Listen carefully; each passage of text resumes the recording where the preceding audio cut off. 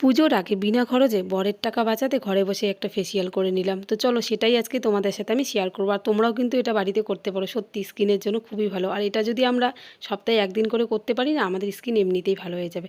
তো চলো কী কী দিয়ে আমি বানিয়েছি সেটা একদমই ঘরোয়া পদ্ধতি, যেটা আমাদের ঘরে সবসময় থাকে। তো প্রথমে আমি মুখটাকে ভালো করে ধুয়ে নিয়ে এসেছি, তারপর একটা হাতে ভিজা রুমাল নিয়েছি।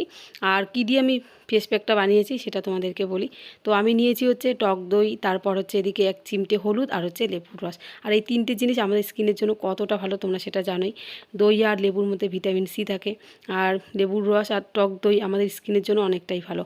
তো তারপর ভালো করে মুখে ম্যাসাজ করে নিয়ে 5 মিনিটের মতো রেখেছি। তারপর রুমাল দিয়ে ভালো করে মুখটাকে মুছে আবার আরেকটা ফেস প্যাক বানিয়েছি। সেটার মধ্যে ছিল বেসন আর ছিল হলুদ গুঁড়ো। তো সেটাকেও আমি ভালো করে 5 মিনিটের মতো মুখে মাখিয়ে রেখে দিয়েছি। তারপর আবার মুখটাকে ভালো করে মুছে নিলাম।